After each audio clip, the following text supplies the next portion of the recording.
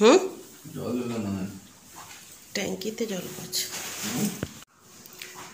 শুভ সকাল বন্ধুরা, তোমরা কেমন আছো? নিশ্চয়ই ভালোই আছো। আমার একটা নতুন ব্লগে তোমাদেরকে স্বাগত। এখন ঘড়িতে বাজছে 5টা। এখন থেকেই ব্লগটা শুরু করছি। আর গয়নাগাটি পরে নিয়েছি, দেখতেই পাচ্ছ গলায়। যাচ্ছি শ্বশুরবাড়ি। চলো যাই, গিয়ে ওখানে যতটুকু পারবো তোমাদের সঙ্গে শেয়ার করব। শরীরটাও ভালো লাগছে না, বাধ্য হয়ে যেতে হচ্ছে আজকে। চলো।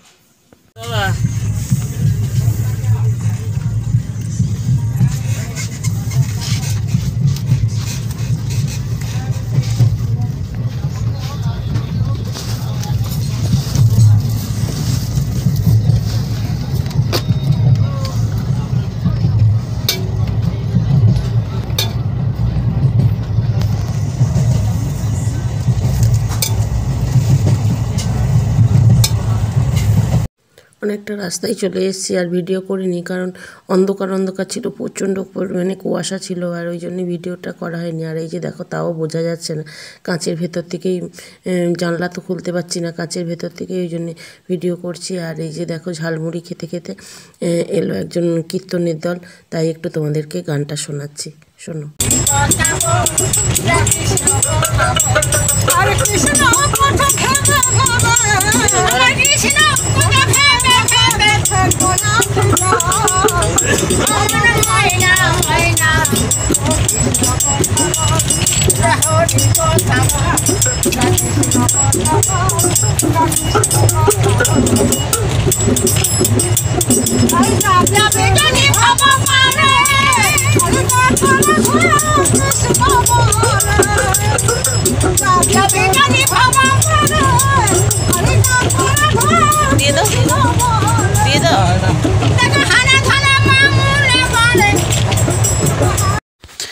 কীর্তন শুনতে ভালো লাগে, কার কার কীর্তন শুনতে ভালো লাগে কমেন্ট করে জানিও। আর ওই জন্যই ভাবলাম যে তোমাদেরকেও একটু শোনাই, আমার খুব ভালো লাগছিল।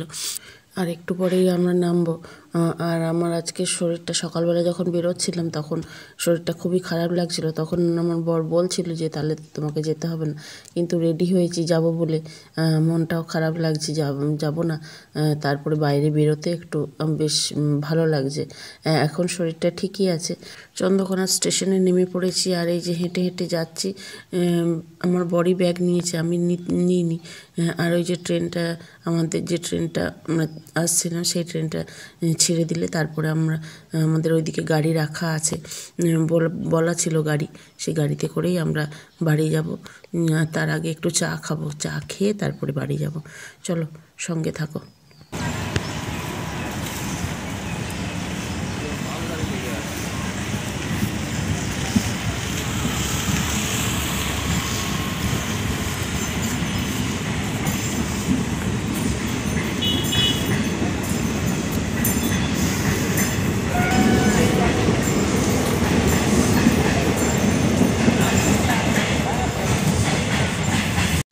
ট্রেনটাতে চলে গেল, আর আমাদের এবারে লাইন পার হয়ে তারপরে আমাদের গাড়িতে উঠতে হবে। ওই যে গাড়িটা দাঁড় করানো আছে, ও দেখতেই পাচ্ছ দূরে। আর হেঁটে হেঁটে যাচ্ছি বলে ওই জন্য ক্যামেরাটা একটু কাঁপছে, আর হাত তো হাঁটলে পরে একটু হাত তো কাঁপবেই। আর এখন আমার বর দেখতে পেয়েছে গাড়িতে ব্যাগগুলো রেখে দিয়েছে। এবার আমিও যাচ্ছি আস্তে আস্তে, গিয়ে ব্যাগগুলো রেখে আমরা চা খেয়ে তারপরে যাব। আর এখানে গরম গরম চপ ভাজছিল, তেলে ভাজা, বেশ ভালো লাগে গরম গরম আলুর চপ খেতে, তাই একটু চা আর আলুর চপ খেয়ে নেবো।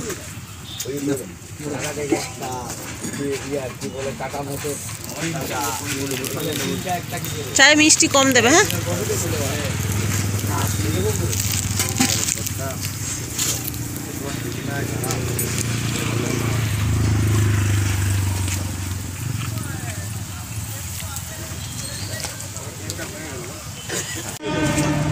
দেখি সৌরভ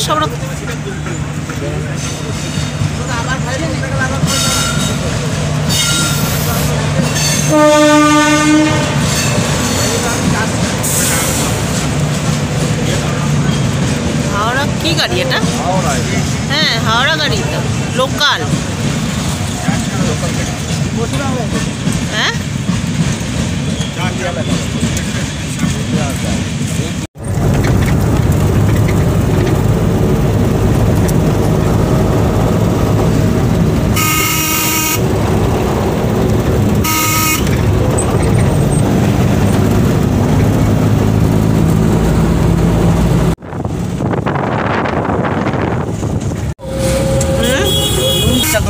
টাকা মাছও তুলে নেবে না, মাছও তুলে নেবে।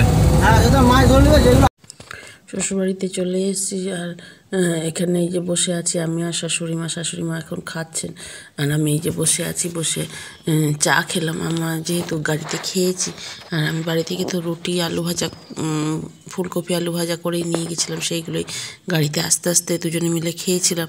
ওই জন্য আর আমি কিছু খেলাম না, আমাকে একটু চা করে দিল, চা খেলাম। আর এই যে ডাক্তারবাবু চলে এসছে, আমি যে ওষুধগুলো নিয়ে এসেছি সেই ওষুধগুলো দেয়া হয়েছে। ডাক্তারবাবু দুবেলা ধরে ইঞ্জেকশন দিতে আসবেন, ওই জন্য আসার পরে ডাক্তারবাবুকে সব ওষুধগুলো দিয়ে দিয়েছি, উনি দেখে সমস্ত দেখছে। আর এই যে একটা মেশিন যে অক্সিজেন মাপার যে একটা মেশিন আছে, সে কতটা অক্সিজেন আছে না আছে শরীরে সেইটাই এখন ব্যাটারি সেট করছে, এরপরে ইঞ্জেকশানগুলো দেবে। আর এই যে দেখো মেশিনটা লাগাচ্ছে, হাতে লাগিয়ে দেখাবে কতটা অক্সিজেন পাওয়ার আছে আর কি, সেটাই এখন দেখানোর চেষ্টা করছে। দেখছি আর কীভাবে কী লাগাচ্ছি দেখিয়ে নিচ্ছি, নিয়ে এবার তোমাদেরকে দেখাবো কতটা অক্সিজেন লেভেলটা আছে।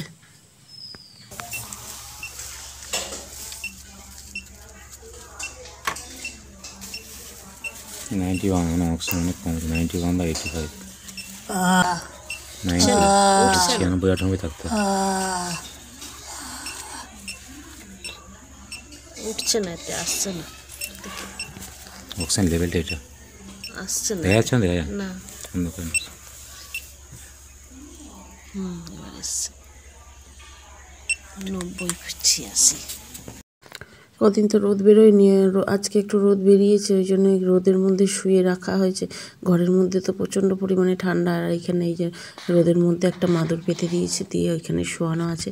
আর ডাক্তারবাবু যে ইঞ্জেকশান দিচ্ছে, কতগুলো যে পরপর একসঙ্গে 3-4টে ইঞ্জেকশান দেবে, আর ইঞ্জেকশান দিচ্ছে। আর জল, যেহেতু রোদে শুয়ে আছে জল তেষ্টা পাচ্ছে, ওই জন্য বারবার শুধু জল খাবো করছে।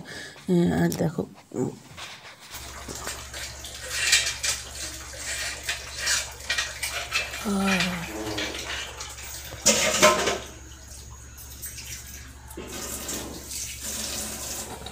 ডাক্তারবাবু ইঞ্জেকশন দিয়ে চলে গেছে, তারপরে একটু খাওয়ানো, ডাক্তারবাবু বললেন খাওয়াতে, দুটিখানি ভাত নিয়ে খাওয়ানো হচ্ছে, অল্প একটুখানি খেয়ে আর বলছে খাবো না, কারণ মুখে ইনফেকশান হয়ে গেছে, গলায় ইনফেকশান হয়ে গেছে, ওই জন্য খেতেও পাচ্ছে না, ঘিরতেও পাচ্ছে না। চলো বাবাকে ভাত খাওয়াক, আমি এখানে ভিডিওটা এন্ড করছি।